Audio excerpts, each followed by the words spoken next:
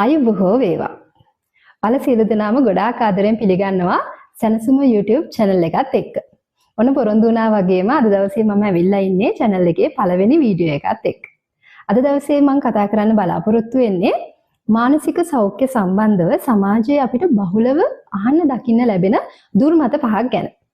මේ මාතෘකාව ඉස්සෙල්ලාම කරන්න ඕනි කියලා මට හිතෙන්න ප්‍රධාන හේතුව තමයි මනෝ උපදේශකවරියක් විදිහට මම මිනිසුත් එක්ක ගනුදෙනු කරද්දී යාළගේ මානසික ගැටලු වලට යම් ආකාරයකින් වැඩිහත් වීමක් කරද්දී මට තේරෙනවා එයාලට මේ මානසික සෞඛ්‍ය ගැන තියෙන දැනුම වෙන්න පුළුවන්, ඒක ගැන එයාලා හිතන පතන විදිය වෙන්න පුළුවන්, ඒකේ අඩුපාඩු තියෙනවා. එහෙම නැත්නම් එයාලගේ නොදැනුවත්කම ගොඩක් වෙලාවට මේ ප්‍රශ්න වලට හේතු වෙලා තියෙනවා. එතකොට ඒ දේවල් ගැන අපි එයාලට කියලා දෙද්දී, ඒවා ගැන කතා කරද්දී එයාලා අනිත් පැත්තට කියන දේ තමයි අයියෝ අපි මෙහෙම නෙමෙයිනේ මේක ගැන හිතන් හිටියේ. අපිට කිසිම අදහසක් තිබුණේ නැහැ මේක මේ වගේ වටින දෙයක් කියලා. කවුරුත් අපිට මේක කියලා දීලා නැහැ. සාමාන්‍යයෙන් ඉතින් සමාජයේ මේවා ගැන කියන්නේ මෙහෙමනේ කියලා ඔන්න එයාලා කියනවා අපිට එයාලා හිතන පතන විදිය සහ ඇයි මේ ප්‍රශ්න මේ දක්වා දුරදිග ගියේ කියලා. ඒකට මට හිතුණා හොයලා බලද්දී ලංකාවේ විතරක් නෙමෙයි මුළු ලෝකෙම මිනිස්සු මේ මානසික සෞඛ්‍ය සම්බන්ධව තියෙන නුදුනුවත්භාවය එහෙම නැත්නම් අපිට මානසික ගැටලු වලට අපිට උදව් උපකාර ගන්න පුළුවන් කියලා මේ දන්නේ නැතිකම හින්දා අපි ගොඩක් වෙලාවට අපි ඒකට අවශ්‍ය ක්‍රියාමාර්ග වලට යන්නේ නැහැ.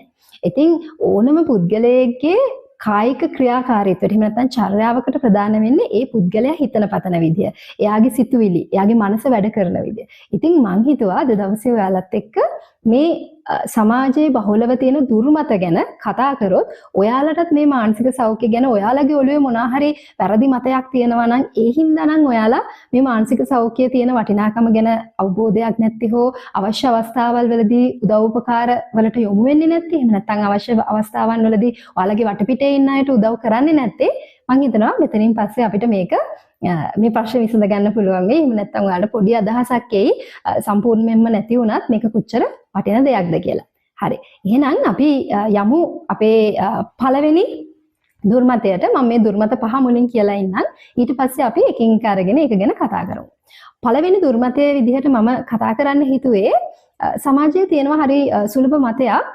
හිත දුර්වල මිනිස්සු තමයි මානසික ගැටලු වලට මුහුණ දෙන්නේ. එහෙම නැත්නම් දුර්වලකමේ සංකේතය තමයි ඔය මානසික ප්‍රශ්න කියලා කියන්නේ. පළවෙනි එක. දෙවෙනි එක තමයි මානසික ගැටලු එහෙම නැත්නම් මානසික රෝග කියන්නේ බොහොම පොඩි පිරිසකට, සුළු පිරිසකට විතරක් තියෙන ගැටලුවක්. ඒක සමාජීය වශයෙන් ගොඩක් අයට තියෙන ප්‍රශ්නයක් නෙමෙයි කියන කාරණාව. තුන්වෙනි එක තමයි මානසික ගැටලු වලට එහෙම නැත්නම් මේ මානසික රෝග වලට ප්‍රතිකාර නැහැ. ඒවා කළමනාකරණය කරගන්න බෑ කියන කාරණාව. හතරවෙනි කාරණාව තමයි පිස්සු තමයි කවුන්සලින් යන්නේ. එහෙම නැත්නම් තෙරපි යනවා නම් ඒ පිස්සු හින්දා. පිස්සු තමයි කවුන්සලින් තෙරපි වලට යන්නේ කියන කාරණාව. පස්වෙනි කාරණාව, අවසාන කාරණාව තමයි මානසික ගැටලු එහෙම නැත්නම් මානසික රෝග වලින් පෙළෙන අය හරි භයානකයි. එයාලා හරි අන්ප්‍රෙඩික්ටබල්. එයාලා ඕන වෙලාවක අපිට කරදරයක් කරන්න පුළුවන් කියන මතය. ඉතින් අපි එහෙනම් එකින් එකට මේ කරුණු කාරණා පහ ඔස්සේ ගිහිල්ලා අපි මේක ගැන චුට්ටක් කතා කරලා මේක ගැන දැනුවත් වෙමු.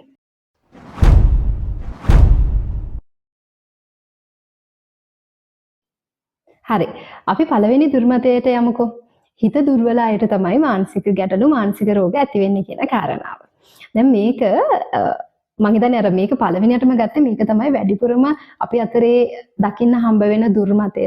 මොකද අපි අහලා තියෙනවා අපේ වැඩිහිටියෝ කියනවා, අපේ ළඟ ඉන්න අය කියනවා මේ මනස්ගතනේ මෙයාලගේ මේ බොරුවට හිතින් හදාගත්ත විකාර නෙමේ. ඔය නං දාගෙන එක එක ඒවා කිව්වට මේ අපි ඔయిత වැඩි ප්‍රශ්න වලට මුහුණ දීලා තියෙනවා. අපි ඔయిత වැඩි කටු කාලා තියෙනවා. මේ අපි අසපූර්වට ඉන්නේ. ඒ හිතේ හයිය හින්දා. මෙයාලට හිතේ හයිය නැහැ. මෙයාලා හිතලා ඒ ප්‍රශ්න විසඳගන්නේ නැහැ. මෙයාලා බොරුවට ඒ මත යැපෙන්න හදනවා. වෙන හේතු කියලා අපි කියනවානේ. අපේ වැඩිහිටියෝ අපිට කියනවා. ඉතින් එතෙන්දී එහෙම අපි හිතන්න ප්‍රධාන හේතුව තමයි අපි දන්නේ නැහැ මානසික ගැටලු වලට එහෙම නැත්නම් මානසික රෝග වලට බලපාන්නේ එක සාධකයක් විතරක් නෙමෙයි කියලා. ඒකට සාධක ගණනාවක් බලපාන්න පුළුවන්. විශේෂයෙන් මේ බලපාන සාධක අපි කාණ්ඩ තුනකට දානවා. එතකොට ඒක ඇතුලේ කාණ්ඩ තුනේ අපි කියනවා අපේ මානසික රෝග වලට මානසික ගැටලු වලට ප්‍රධාන වශයෙන් හේතු වෙන්න පුළුවන් සමහර අවස්ථාවල අපේ ජීව විද්‍යාත්මක සාධක. අපි වට කියනවා biological factors. සමහර වෙලාවට අපේ මානසික ගැටලු වලට රෝග වලට බලපාන්න පුළුවන් psychological factors. අපි වට කියනවා මානසික ගැටලු.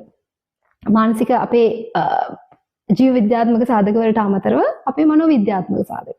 තුන්වෙනි සාධකයේ විදිහට කාණ්ඩයේ විදිහට අපි හඳුන්වනවා සමාජීය කාරණා, social factors. එතකොට ඔය කරුණු කාරණාවල එකතුවකින් තමයි හැමතිස්සෙම අපිව ගොඩාක් ආතතියටපත් කරන හෝ අපේ දිනදා වැඩවලට බාධා වෙන තරමට අපිට මානසික ගැටලු ඇති වෙන්නේ, මානසික රෝගාබාධ අපිට ඇති වෙන්නේ.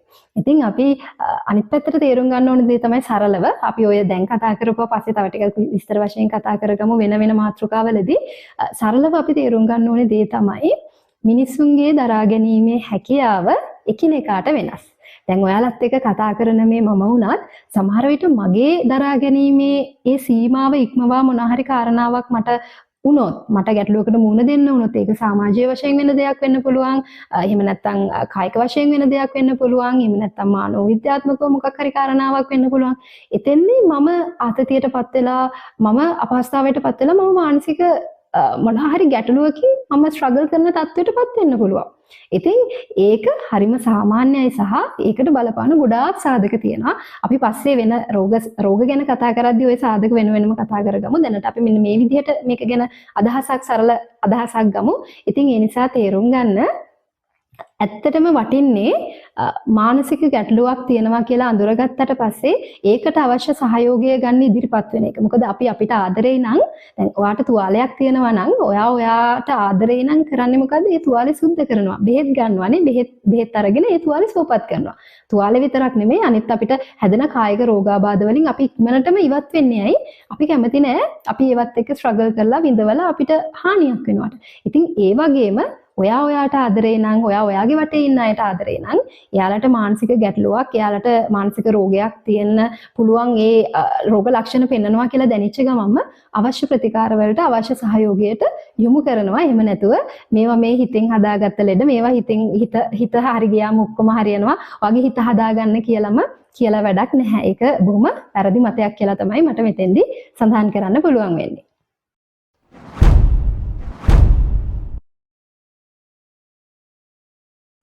ඊළඟට දෙවෙනි කාරණාව තමයි දෙවෙනි දුර්මතය තමයි මානසික ගැටලු මානසික රෝග අපේ සමාජයේ ඉන්න බොහොම සුළුතරයකට එහෙම නැත්නම් පොඩි පිරිසකට තමයි තියෙන්නේ කියන කාරණාව. දැන් මේක ගැන මම ඔයාලට පුංචි වාර්තාවක් ඇසුරෙන් පොඩි දත්ත ටිකක් ඉදිරිපත් කරන්නම්. 2019 වර්ෂයට අදාළව 2022 ජුනි වල ලෝක සෞඛ්‍ය සංවිධානය අපි කියන්නේ WHO එකෙන් වාර්තාවක් ඉදිරිපත් කරලා තියෙනවා. ඒකට අවශ්‍ය රෙෆරන්ස් ඒ ලින්ක්ස් මම දාලා තියන්නම් ඩිස්ක්‍රිප්ෂන් එකේ. ඒකේ කියනවා ලෝකේ හැම පුද්ගලයෝ 8 දෙනෙක්ගෙන්ම එක්කෙනෙක් මානසික රෝගාබාධ වලින් පීඩා විඳිනවා කියලා. එතකොට මුළු ජනගහනය ගත්තොත් මුළු ජනගහනයෙන් මිලියන 970ක් මානසික රෝගත් එක්ක ඒ රෝගවලට මුහුණ දීලා ඒවත් එක්ක ස්ට්‍රගල් කරනවා කියලා. ඊළඟට දැන් අපි සුලභව අහන්න හම්බ වෙන ඔය විෂාදය කාන්සාව වගේ රෝග තත්ත්ව ගත්තොත් ඒක ගැනත් එයාලා දත්තමය වාර්තාවක් ඉදිරිපත් කරලා තියෙනවා. එතෙන්දී එයාලා කියනවා කාන්සාව කියන රෝග තත්ත්වයෙන් 2019 වර්ෂයේ සමස්ත ජනගහනය ගත්තොත් සමස්ත ජනගහනයෙන් මිලියන 301ක් පීඩාවට පත් වෙලා තියෙනවා කියලා.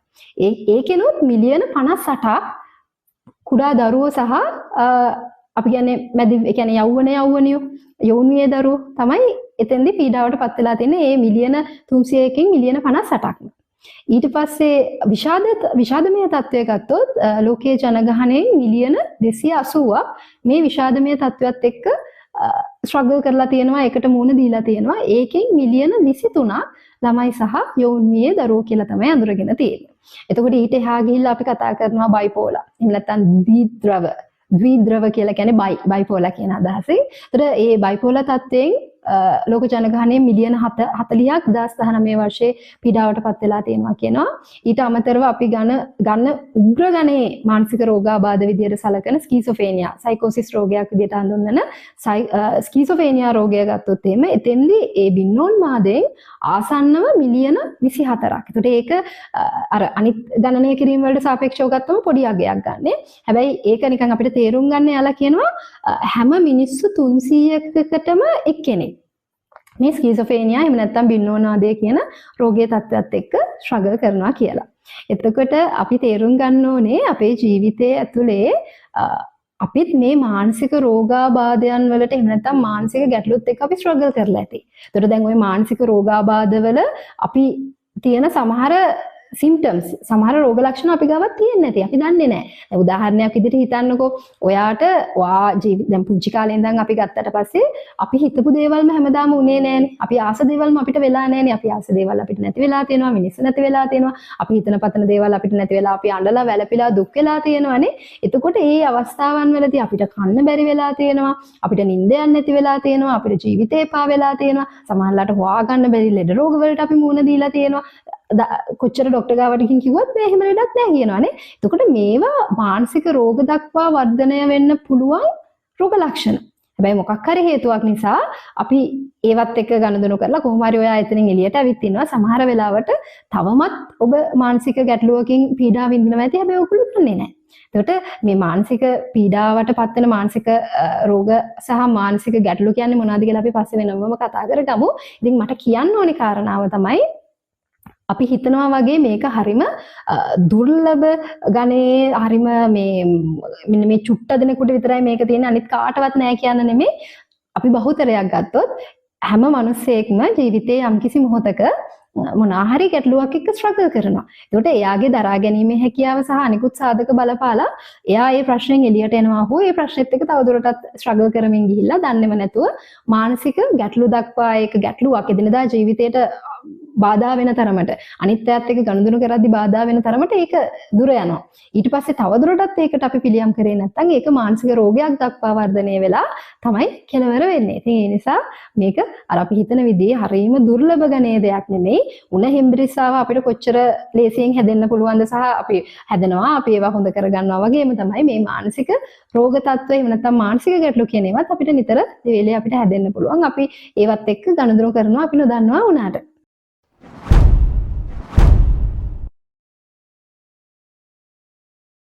හරි.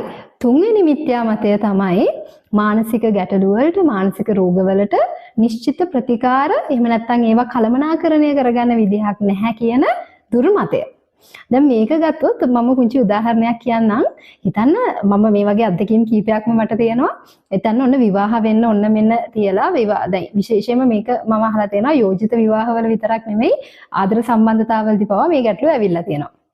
වැරදිලා හරි විවාහයට කලින් ආරංචි වුණොත් ඒ කෙනාගේ ගතුගුණ ඔක්කොම හොඳයි දීපල යොමේවත් ඔක්කොම තියෙනවා අර 1000කින් හොයාගන්න බැරි දුවෙක් හරි පුතෙක් කියලා දැනත් වැරදිලා හරි දැනගත්තොත් එහෙම ડિප්‍රෙෂන් වලට බෙහෙත් බීලා තියෙනවා ඇන්සයිටි තත්ත්වෙ තිබිලා තියෙනවා වෙන මොනවා හරි මොකක් හරි මානසික රෝගයක් හෝ මානසික ගැටලුවක් එක්ක ස්ට්‍රගල් කරලා තියෙනවා කියලා දැනගත්ත ගමන්ම කට්ටිය කලබල වෙනවා හරියට නිකන් මේක අර සුව කරන්න බැරි සමාජ රෝගයක් හරි වෙන මොකක් හරි තත්වයක් ගණයට දාලා තමයි කලබල වෙලා මේක කරන්න බෑ මේක හරියන්නේ නැහැ සමහරලාට සම්බන්ධතා වලින් අයින් වෙන්න පවා සම්බන්ධතා වලින් ඉවත් වෙන්න පවා සමහරලාට මේවා හේතුවක් කරගන්නවා මොකද එකක් අපි දන්නේ නැහැ මානසික ගැටලු මානසික රෝග ඇති වෙන විදිහ ඒවා වර්ධනය වෙන විදිහ ඊට පස්සේ ඒවා කළමනාකරණය කරගන්න මොනවාද අපිට තියෙන ක්‍රමවේද අපි මේ මුකුත් දන්නේ නැහැ. ඉතින් මම මනෝපදේශකවරියක් විදිහට මගේ අත්දැකීම තමයි මම මගේ ජීවිත මේ අවුරුදු 8-9 පුරාවට මගේ අත්දැකීමෙන් මම දන්නවා කොච්චර එහෙම අර මානසික ගැටලු වලින් සමහරලාට උග්‍ර ගණයේ මානසික රෝග තත්ත්වවලට යන්න ඕන්න මෙන්න තිබිච්ච අය පවා හරියට ඒව කළමනාකරණය කරගත්ත නිසා දැන් කොච්චර සතුටින් ජීවත් වෙනවද කියලා. දැන් කැම්පස් වල දරුවෝ ගත්තොත් එහෙම සමහරලාට ෆස්ට් ඉයර් එකේදී සෙකන්ඩ් ඉයර් එකේදී සම්පූර්ණ ඩිග්‍රී එක අතහැරලා දාලා යන්න හදනවා. සමහරලාට ડિප්‍රෙෂන් තත්ත්වයන් වලට පවා ඇවිල්ලා.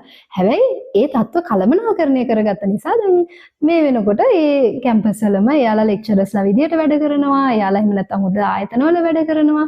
සමහර වෙලාවට විවාහ ජීවිතයන් වල පවා දාලා යන්න ඩිවෝස් වෙන්න ගිහපු අය ඒ තියෙන ගැටලු හරියට අඳුරගත්තට පස්සේ දැන් මේ වෙනකොට දරුවොත් එක්කම දරුවෝ දෙතුන් දෙනා ඉන්න හරි සතුටින් ජීවත් වෙන පවුල් තියෙනවා. ඉතින් ඒ නිසා මේක හොඳට තේරුම් ගන්න ඕනේ.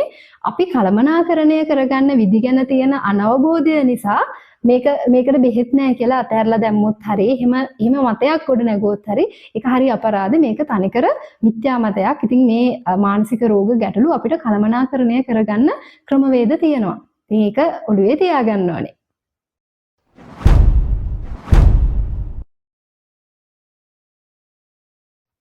ඔන්න දැන් හතරවෙනි කාරණාව අපි කතා කරමු පිස්සු තමයි කවුන්සලින් යන්නේ පිස්සු තමයි තෙරපි යන්නේ කියන කාරණාව. උදාහරණයකින් අපි කතා කරගමුකෝ මොකද මේවා හරීම අපිට නිතර අහන්න දකින්න ලැබෙන දේවල්නේ. දැන් හිතන්න ඔන්න ඔයාගේ යාළුවෙක් ඉන්නවා. අද හොඳ යාළුවෙක් ඉන්නවා. එයා දැන් මාස ගාණක් තිස්සේ මොකක් හරි ප්‍රශ්නයක් එක්ක ස්ට්‍රගල් කරනවා. හිතන්නකෝ FI එකේ ප්‍රශ්නයක් කියලා. ඒතර දැන් මෙයාට මේකත් එක්ක තවදුරටත් කෝප් කරගන්න බෑ. අධ්‍යාපන කටයුතු බිඳ වැටිලා, එහෙම නැත්නම් රැකියාවේ ප්‍රශ්න ඇවිල්ලා රැකියාවත් හරියට කරගන්න බැරි වෙලා, අනිත් අයත් එක්ක සම්බන්ධතා හරියට පවත්වාගෙන යන්නත් බෑ. තරහ යනවා, කෑ ගහනවා, පොඩ්ඩක් නැත්තම් දුක හිතෙනවා. ඔය වගේ ප්‍රශ්න ගොඩක් එක්ක ඉන්නවා. දැන් ඔන්න ඔයාගේ යාළුවගෙන් ඔයා අහනවා මේ ඔයාට දැන් මේ ප්‍රශ්නේ තවදුරටත් තනියම විසඳ ගන්න අමාරුයිනේ. අපි මේ ප්‍රශ්න විසඳ ගන්න අපි ප්‍රොෆෙෂනල් සපෝට් එකක් ගමුද? අපි කවුන්සලර් කෙනෙක්ව හම්බෙමුද? අපි පොඩ්ඩක් ડોක්ටර් කෙනෙක් එක්ක මේක කතා කරමුද? එතකොට එහා පැත්තේ ප්‍රතිචාරය මොකද්ද? දැන් ඔයාට මාව පේන්නේ පිස්සෙක් වගේද? දැන් ඔයා හිතන්නේ මට පිස්සු හැද්දද කියලාද? මම කවුන්සලර්ස්ලා ડોක්ටර්ස්ලා හොයාගෙන යන තරම් මට පිස්සු කියලා හිතුවද? මට මේ ප්‍රශ්න විසඳ ගන්න පුළුවන්. කන්නේ මම මේක විසඳ ගන්නම් මට පිස්සු නෑ. ඇයි දැන් අපේ ඔළුවේ තියෙන්නේ අර කවුන්සලින් යනවා නම් තෙරපි යනවා නම් මනෝ වෛද්‍යවරයෙක් හම් වෙන තැනකට අපිපත් වෙලා නම් ඒ කියන්නේ අපිට පිස්සු තමයි. පිස්සු තද වෙලා එතනින් එහාට දැන් ඉතින් කරන්න දෙයක් නෑ වගේ.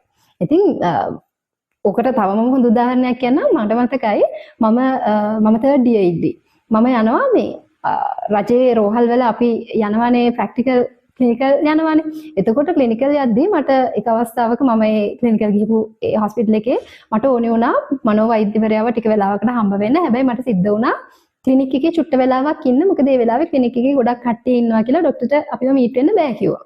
එතකොට මම දැක්ක දේ තමයි රෝහලේ එතකොට මේක අපි යන ජාතික කියන්නේ රජේ රෝහලකට මම ඒ ගියේ මගේ ට්‍රේනින් එකට. එතකොට එතන ඉන්න මිනිස්සු දැන් අර මානසික සෞඛ්‍ය සායනය කියන තැන මිනිස්සු ඉන්න අය ඒ දවස් වලකට කොරෝනා නැහැ. මම මේ කියන කාලේකට කොරෝනා නැහැ. හැබැයි කට්ටිය මාස්ක් දාගෙන සමහර වෙලාවට වෙන පැත්තකට හැරලා يعني මිනිස්සුන්ට පේන්නේ නැති පැත්තකට හැරලා සමහරලාට මූණ වහගෙන එහෙම එතන ඉන්න අය වුණත් හරි ටිකක් අපහසුවෙන් ඉන්නේ. එහෙම නැත්තම් තව පිරිසක් ඉන්නවා නම කතා කරනකම් ටිකක් ඈතට වෙලා ඉන්න අය. එතකොට දැන් මම වුණත් එතන ඉද්දි මට වුණත් තේරෙනවා එතනින් යන මිනිස්සු වුණත් අර මෙහෙම බල යනවා. ඒ කියන්නේ මේ පිස්සු නේද මෙතන ඉන්නේ වගේ. අර අපි අනිත් සමහරලාට හෘද රෝග සම්බන්ධ තියෙන සායන වලට මාතෘ සායන වලට මේ හැම එකටම කිසි ගාණක් නැහැ අපි කින් ඉන්නවා. හැබැයි අපිට මේ මනෝවෛද්‍ය සායනය කියන එක අපිට එතන ඉන්න අමාරුයි. මොකද කවුරු හරි දැක්කොත් අපිට ඔය ලේබලේ අලවනවා. ඉන්න පිස්සු හැදිලා හොස්පිටල් එකේ ගිහින් බේත් ගන්නවා මම දැක්කා නේ.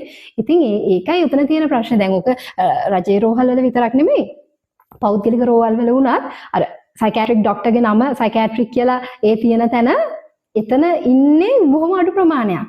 ඒ අවශ්‍ය ප්‍රතිකාර ගන්න ගිහපුවා බොහොම අඩු ප්‍රමාණයක්. කවුන්සලර් කියන තැන ගහලා තියෙන තැනට වාඩි වෙලා ඉන්නේ බොහොම අඩු ප්‍රමාණයක්. හැමෝම කරන්නේ අදාළ තැන නැතුව වෙන තැනකට වෙලා ඉඳලා නම කතා කරද්දි දුවලා යන එක සහ කවුරු හරි ඇහුවොත් කොහෙද යන්නේ කියලා අපි හරි මැලි වෙනවා. කවුන්සලින් ගියා සයිකියාට්‍රික් කෙනෙක් හම්බෙන්න ගියා අපි එහෙම කියන්නේ නැහැ. ඇයි? මේ සමාජයේ තියෙන මේ දුර්මතේ හින්දා. හැබැයි අපි තේරුම් ගන්න ඕනේ පිස්සු කියන තත්වය ගත්තොත් එහෙම අර අපේ ඔළුවේ වෙනම චිත්‍රයක් නෙමෙයි වෙන්නේ. පිස්සු කියද්දී තනියම කතා කරන, කෑකෝ ගහන, හරිම ඇග්‍රෙසිව්, ඇඳුම්වත් ඇඟේ නැති, හරි අමුතු කෙනෙක්. හැබැයි දැන් මේ අපි කවුන්සලින්, තෙරපි, ડોක්ටර්ස්ලා හම්බෙන්න යන්නේ ওই තත්වයන් වලට නෙමෙයිනේ. සමහරලාට අපිට ටිකක් තරහ යනවා. තරහ ගිහිල්ලා ඒ තරහ සම්බන්ධව කතා කරන්නේ. සමහරලාට අපිට දුක හිතෙනවා. අපි අඬනවා. අපිට කන්න බෑනේ. අපිට නිින්ද යන්නේ නැහැ. ඊට පස්සේ සමහර වෙලාවට අපිට මේ ප්‍රශ්නෙන් එළියට එන්න බැලුවා අපේ රැකියාවේ කටයුතු, අපේ අධ්‍යාපන කටයුතු හරියට කරගන්න බැරි හින්දා අපි යන්නේ. එතකොට ඒ නිසා දැන් ඉස්සරහට මම කියන්නම් කවුද කවුන්සලින් යන්නේ, කවුද සයිකියාට්‍රික් කෙනෙක් ගාවට යන්න ඕනේ, කවුද තෙරපි යන්න ඕනේ. අපි මේවා වෙන වෙනම කතා කරමු. ඉතින් කොහොම හරි තේරුම් ගන්න ඕනේ කාරණාව තමයි කොහොම හරි කොහෙන් හරි මේ වැරදි මතයක් තමයි අපේ ඔළුවට දාලා තියෙන්නේ. කවුන්සලින් යනකොටම මෙහෙමද කියලා අහන තත්ත්වයට අපි පත් වෙලා තියෙනවා. දැන් ඔය කියන්නේ ඔක ගොඩක් අය අහනවා මම දැකලා තියෙනවා. ඉතින් මේක බොහොම වැරදි මතයක්.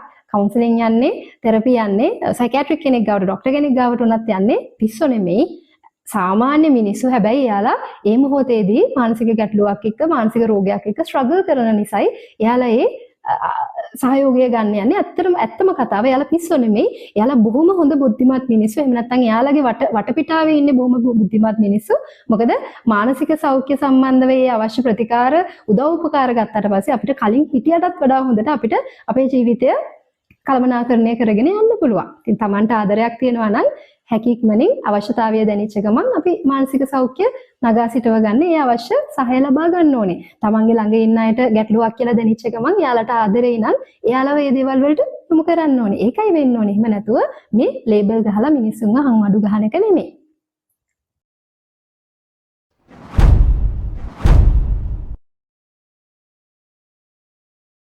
ඔන්න අපි දැන් ඇවිල්ලා ඉන්නේ අවසාන දුර්මතයට. ඒ තමයි මානසික ගැටලු මානසික රෝග තියන අය හරිම භයානකයි. හරිම unpredictable. අපිට කරදරයක් වෙන්න පුළුවන් කියන කාරණාව එයාලගේ. දැන් මේ කාරණාව ඇත්තටම මේ අද ඊයේ ආපු මතයක් නෙමෙයි. මම චුට්ටක් ගැන කියවලා බලද්දී මම මම දැන් ඊළඟට කතා කරන කාරණා සම්බන්ධව ඔයාලට අවශ්‍ය රෙෆරන්ස් දාලා තියන්නම් ඩිස්ක්‍රිප්ෂන් එකේ බලන්න පුළුවන්. මේක විතරක් නෙමෙයි කලින් කාරණා සම්බන්ධවත් මොන හරි ඔයාලට වැඩිදුර කියවන්න ආස කෙනෙක් ඉන්නවා නම් ඩිස්ක්‍රිප්ෂන් එකේ තියෙන ලින්ක් හරහා යන්න පුළුවන්. දැන් මුල්ම කාලේ දැන් ඔය මිනිස්සුන්ට මානසික ගැටලු ඇවිත් මිනිස්සු ඒ ගැටලුත් එක්ක ස්ට්‍රගල් කරන කාලේ මුල්ම කාලේ විශ්වාස කරලා තියෙන්නේ මේ මිනිස්සුන්ගේ ඇඟට යක්ෂයා ආරූඪ වෙලා යක්ෂයා ඇවිල්ලා ඒ නිසා තමයි මෙයාලා මේ විදිහට හැසිරෙන්නේ කියලා. ඔහුම ඇවිල්ලා නිකන් 1600 ගණන් වගේ වෙද්දී කියනවා මිනිස්සු කරපු දේ තමයි මේ මානසික ගැටලු මානසික රෝග තියෙන මිනිස්සුන්ව අනිත් මිනිස්සුන්ගෙන් වෙන් කරනවා. වෙන් කරලා එයාලව දානවා mental asylum කියලා. එතකොට ඔය asylum කියන එක දැන් උනත් අපි කියන්නේ නිකන් අර නිකන් හිරගතම නෙමෙයි නිකන් සරණාගත කඳවුරු වගේ අදහසක් නේ කියන්නේ. එතකොට ඔය mental asylums කියලා කියන්නේ නිකන් ඇත්තටම මේ වගේ ෆොටෝස් එහෙම මම පෙන්න පුළුවන් නම් මම දාන්නම් එතනින්. මේ ඒ වගේ තියෙන්නේ අර නිකන් යකඩ කූරු එහෙම ගහපු අර නිකන් හිරකාරයෝ හිර කරලා තියෙන අර නිකන් ලොකු හානියක් වෙන්න පුළුවන් මිනිස්සු අයින් කරලා තියෙන තැන් වගේ තමයි ඒවා හදලා තිබිලා තියෙන්නේ. කළුවර කාමර දැන් ඒ වගේ මිනිස්සුන්ට දන්වැල් දාලා සමහරලාට බෙල්ලටත් දන්වැල් දාලා මාංචු දාලා එතකොට එයාලට සමහර වෙලාවට සීතල වතුරේ අයිස් වතුරේ ගිල්ලවනවලු එයාලගේ සමහර සැත්කම් කරලා ඒ වගේ ගොඩාක් සැහැසිකම් කරලා තියෙනවා. හේතුව අර මේක එයාලට අදහසක් නැහැ මේක සාමාන්‍ය මිනිස්සෙක් බවට මෙයාව ආයිපත් කරන්න පුළුවන් මට්ටමක මෙයා ඉන්නවා මෙයාට අවශ්‍ය ප්‍රතිකාර තමයි කරන්න ඕනේ කියන අයිඩියා එකක් නැති හින්දා අනිත් සමාජයේ මිනිස්සුන්ට මෙයාව බාධාවක් තර්ජනයක් මෙයාලා කලහකාරී ඔය වගේ අදහස් එක්ක තමයි එයාලව එහෙම වෙන් කරලා තිබිලා තියෙන්නේ. හැබැයි 1800 ගණන් වලට වගේ එද්දී ඔය මතේ ටික ටික වෙනස් වෙන්න පටන් ගන්න කාලේ 1800 ගණන් වල ඉඳන්. එතකොට කට්ටිය තේරුම් ගන්නවා නෑ මෙයාලට අවශ්‍ය මානසික ප්‍රතිකාර කරද්දී ඒක වෛද්‍ය ප්‍රතිකාර වෙන්න පුළුවන්. එහෙම නැත්නම් දීර්ඝකාලීනව කරන චිකිත්සාවන් වෙන්න පුළුවන්, උපදේශනය වෙන්න පුළුවන්. මේ හරහා මෙයාලව ආයි යථා තත්ත්වයට පත් කරන්න පුළුවන්. මෙයාලගේ මේ රෝග තත්ත්ව කළමනාකරණය කරන්න පුළුවන් කියන දේ ටික මිනිස්සු තේරුම් ගන්නවා. හැබැයි ඒකට ටිකක් කල් යනවා. දැන් මෙන්න මෙහෙම කාරණාවකුත් ඔය පරීක්ෂණ වාර්තා වලින් හොයාගෙන තියෙනවා. ඒ තමයි අපි ස්කිසොෆ්‍රේනියා වගේ රෝග තත්ත්ව ගත්තොත් එයාලගේ තියෙනවා යම්කිසි කලාකාරී ස්වභාවයක්. අපි නෑ කියන්නේ නෑ. ඒකට හේතුව තමයි දැන් එයාලට අපිට ඇහෙන්නේ නැති දේවල් එයාලට ඇහෙනවා. අපි ස්කිසොෆ්‍රේනියා ගැන වෙනම කතා කරමු. අපිට ඇහෙන්නේ නැති දේවල් එයාලට ඇහෙනවා. අපි කියනවා ඩිලූෂන්ස් තියෙනවා, හැලුසිනේෂන්ස් තියෙනවා. එතකොට ඒ අවස්ථාවන් වලදී එයාලට මේ කතා කරන ඇහෙන හඬවල් වලින් හොයි මොනවා හරි විදිහකට එයාලට විධාන දෙනවා කියනවා. එතකොට ඒවට අනුව එයාලා ක්‍රියාකාරී වෙනවා. එතකොට ඒකත් එක්ක සමහර වෙලාවට එයාලා වයලන්ස් වෙන්න පුළුවන්. ඔය සමහර යම් රෝග කීපයක් තියෙනවා නිකන් ඒවත් එක්ක මිනිස්සු වයලන්ස් වීමේ හැකියාවක් තියෙනවා කියන එක. හැබැයි වාර්තාවන් වලට අනුව කියන්නේ හැමතිස්සෙම මෙන්ටල් ඉල්නස් එක නිසාම මිනිස්සු වයලන්ට් වෙනවා නෙමෙයි. මෙන්ටල් ඉල්නස් එකක් එහෙම නැත්නම් මානසික රෝගයක් එක්ක ඉන්න අය එහෙම නැත්නම් මානසික ගැටලුවක ඉන්න කෙනෙක්ගේ තව ඒවා බලපාන්න පුළුවන්. එයාගේ පුංචි කාලේ අත්දැකීම්, එයාව ඇබියුස් වෙලා තියෙනවා නම්, එයා ඩ්‍රග්ස් ගන්න කෙනෙක් නම්, එතකොට එයා ජීවත් වෙන පරිසරයේ අවට හරිම කලහකාරී ස්වභාවයක් නම් තියෙන්නේ. ඒ කියන්නේ එයා ආශ්‍රය කරන මිනිස්සුන්ගේ ස්වභාවය එයාට එන්න පුළුවන්. ඒ වගේ අර එක කියන්නේ මානසික සෞඛ්‍ය ගැටලුව කියන එකම නෙමෙයි ඒ පුද්ගලයාගේ කලහකාරීත්වයට හේතු වෙලා තියෙන්නේ අනිත් සාධකවලත් එකතුවක් වෙලා. එතකොට ඒ නිසා අපිට කොයි වෙලාවකවත් මානසික රෝග හැදිච්ච ගමන් මිනිස්සු කලහකාරී වෙනවා unpredictable කියන්න බෑ. ඒකත් එක්ක අර එයාගේ වටේ ඉන්න අය දැන් හිතන්නකෝ අපි මෙහෙම උදාහරණයක් ගමුකෝ. කවුරු හරි කෙනෙක්ගේ ෆෑ එකක් බ්‍රේක් වෙනවා. එතකොට එයා ඒකට හරි අවුලෙන් ඉන්නේ. හරිම කියන්නේ හරි අප්සෙට් නේ අපිට එහෙම වුණාම. එතකොට ඒ ඉද්දී එයාගේ වටේ ඉන්න අයට එයාව තේරෙන්නේ නැහැ. එතකොට එයාව සමහර වෙලාවට අනවශ්‍ය විදියට එයාව ප්‍රෙෂර් කරනවා, ෆෝස් කරනවා. එතකොට ඒ වෙලාවට එයාට තරහ යන්න පුළුවන්. එයා සමහරවිට තරහ ගින් බඩු පොළවේ ගහන්න පුළුවන්. ඒත් අනිත් අයගෙන් සපෝට් එකක් ලැබෙන්නේ නැත්නම් සමහරලාට ළඟ ඉන්න අයට ගහන්න බනින්න උනත් යොමු වෙන්න පුළුවන්. එතකොට අද එයාට මානසික ගැටලුවක් තියෙනවා, එයා ගැටලුවක් එක්ක ස්ට්‍රගල් කරනවා කියලා දැනගත්ත ගමන් වටේ අයගේ ක්‍රියාකලාපය අනිවාර්යෙන් එතකොට බලපානවනේ. ඒ තත්ත්වය තව උග්‍ර වෙන්නනේ. සමහරලාට මේ මොහොතේදී එයාට ප්‍රතිකාර ලැබීම සහ තව හිතුවොත් එහෙම පුංචි කාලේ එයාව ඇබියුස් වෙලා තියෙනවා. එතකොට ඒවත් එයාට ප්‍රධාන වශයෙන් බලපාන්න පුළුවන් එයාගේ ඇග්‍රෙසිව් ගතියට. එහෙම නැතුව මානසික රෝග තියෙන හැමෝම ඇග්‍රෙසිව් හැමෝම වයලන්ට් අනිත් අයට ගහනවා රණ්ඩු කරනවා එයාලා හරි අන්ප්‍රෙඩික්ටබල් හරිම සමාජයට පිළිලයක් පීඩාවක් එයාලව අයින් කරලා තියන්න ඕනේ කියනවට වඩා හැමතිස්සෙම කියන්නේ මෙන්ටල් ඉල්නස් නෙමෙයි මිනිස්සෙක් ඇග්‍රෙසිව් වෙන්න වයලන්ස් වෙන්න ප්‍රධාන හේතුව වෙන්නේ මෙන්ටල් ඉල්නස් එකත් එක්ක අනිත් සාධක බලපාන්න පුළුවන් කියනවා මොකද සමහර පරීක්ෂණ තියෙනවා මෙන්ටල් ඉල්නස් එක තියෙන කෙනාගේ අර මම දැන් කිව්වේ අර එයා ඇබියුස් වෙලා තියෙනවා ඩ්‍රග්ස් පාවිච්චි කරනවා අපට සමාජයේ තියෙන ගැටලු ඔය දේවල් හරියට අඳුරගෙන මේ මෙන්ටල් ඉල්නස් එක තියෙන කෙනාගෙන් අර ගැටලු ඉවත් කරපු ගමන් එයාලා බොහොම සාමකාමී සාමාන්‍ය විදියට ජීවත් වෙන අය බවට පත් වෙනවා කියනවා. ඉතින් ඒ නිසා තේරුම් ගන්න ඕනේ අපි මේ අහම්බෙන් දකින අහන කියන එකක් දෙකක් පදනම් කරගෙන ඒවත් හරියට දන්නේ නැති හින්දා ෆැක්ට්ස් හරියට දන්නේ නැති හින්දා තමයි මේ මතවාද අපේ ඔළුවල් ඇතුළට ගිහිල්ලා තැම්පත් වෙලා තියෙන්නේ. ඉතින් මම හිතනවා මේ දක්වා කතා කරපු කාරණා පහම ගත්තොත් ඔයාලා තේරුම් ගන්න ඕනේ මේ වගේ එකක් හරි ඔයාලගේ ළඟත් ඇති. එතකොට දැන් එකපාරට මම කියන්නේ දැන් මේක අහපු ගමන් ඔයාලා ටක් ගාලා වෙනස් වෙන්න ඔය මතය අයින් කරගන්න කියන්නේ හැබැයි කැමතිනම් දිගට මේ මානසික සෞඛ්‍ය කියන්නේ මොකක්ද මානසික ගැටලු කියන්නේ මොකක්ද ඒ දේවල් ඇති වෙන්නේ කොහොමද ඒවා නැති කරගන්නේ කොහොමද ඒවා කළමනාකරණය කොහොමද කරගන්නේ කියලා ඔයාලා හරියට පැහැදිලිව අවබෝධ කරගත්තොත් ඒක ගැන හෙව්වොත් අන්න එදාට ඔයාලට තේරෙයි මේ මානසික ගැටලු මානසික රෝග කියලා කියන්නේ අපි එදිනදා ජීවිතයේදී අපිට මේ අත්දකින්න හම්බ වෙන අනිත් සාමාන්‍ය කායික රෝග වගේම හරි සාමාන්‍යයි ඇති වෙනවා වැඩි වෙනවා ඒවායින් අයින් වෙන්න පුළුවන් ඒවා ආයෙ එන්න පුළුවන් ඉතින් ඒ ස්වභාවය මේ මානසික රෝග තත්ත්වවල මානසික ගැටලු වල තියෙනවා ඉතින් එහෙම නැතුව මේක අර නිකන් එකපාරට අහසෙන් කඩා වැටිච්ච දෙයක්වත් අපි හොඳටම බය වෙලා අපි අනේ මේක නම් බෑ කියලා අතාරින්න ඕන දෙයක්වත් නෙමෙයි හරිම සාමාන්‍ය අපි බොහොම ෆැමිලියර් වෙන්න ඕනේ අපි අවබෝධය ගන්න ඕනේ ඉගෙන ගන්න ඕනේ මාතෘකාවක් විදිහට තමයි මම දකින්නේ ඉතින් අද දවසට ඉතින් ওই ටික තමයි කතා කරන්න තියෙන්නේ අපි ආයිත් අලුත් වීඩියෝ එකකින් හම්බෙමු එතකන් හැමෝම පරිස්සමෙන් සතුටින් ඉන්න. ඉතින් වෙනදා වගේම බොහොම ආදරෙන් ප්‍රාර්ථනා කරනවා ඔයගොල්ලෝ හැමෝටම නිදුක් නිරෝගී සතුටින්ම ඉන්න ලැබෙන වාසනාවන්ත ජීවිත ලැබෙන්න කියලා. ගිහින් එන්නම්.